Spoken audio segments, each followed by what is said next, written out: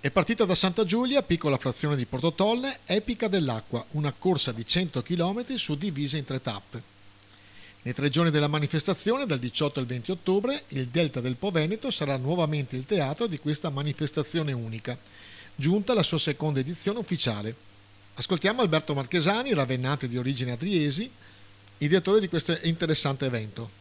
Epica dell'Acqua, seconda edizione, anzi terza perché c'è stato un numero zero, grossa partecipazione l'anno scorso, quest'anno? Raddoppiata.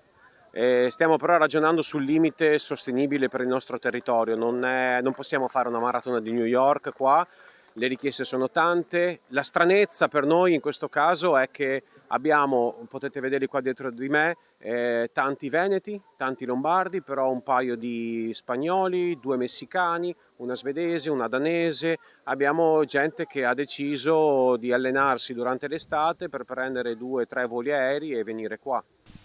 Tra le persone che abbiamo intervistato, molti sono entusiasti di questa zona, di questo delta. È una maniera di fare marketing territoriale ed è riconosciuto, vi riconoscono questo importante ruolo che fate, questo importante marketing che fate per il territorio? Sì, noi cerchiamo in pratica l'Epica dell'Acqua, la corsa è una scusa per far venire qua degli appassionati di entrare, per entrare in contatto con la natura, ma anche per entrare in contatto con i prodotti tipici locali, perché noi tutti i pranzi, i pasti e le cene che offriamo sono fatti da cuochi e da organizzazioni locali, con cibo locale, da persone locali, quindi è tutto a chilometro zero ed è anche il bello di questa manifestazione e non potrebbe essere diversamente.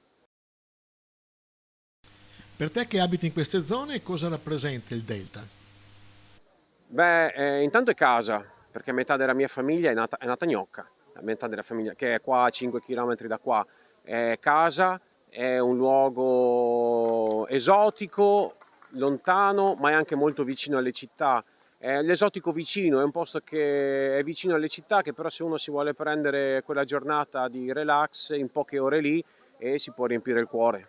E quindi facciamo un riassunto delle 3 giornate. Primo giorno? Oggi è la bonifica, stradone dritte, terre strappate all'acqua tramite grandi macchine per la bonifica, quindi loro attraverseranno strade bianche dritte, l'argine della Sacca degli Scardovari e luoghi di questo genere. Domani si parte dalla spiaggia di Boccasette, gran linee di valli, passeranno dentro alcune valli, vedranno veramente come funziona la valle da caccia e da pesca, siamo riusciti a fermare la stagione venatoria per quella giornata mentre noi passiamo, attraverseranno durante la corsa, attraverseranno in barca il Po di Levante per entrare poi dentro l'isola di Albarella. La domenica, l'ultima sera, dall'isola di Albarella, Valle Pozzattini, Via delle Valli, Fiume Adige, foce del Fiume Adige, spiaggia Pineta, Bosco, la linea tagliafuoco della Pineta lì dietro, si arriverà al Giardino Botanico di Porto Caleri a braccia alzate.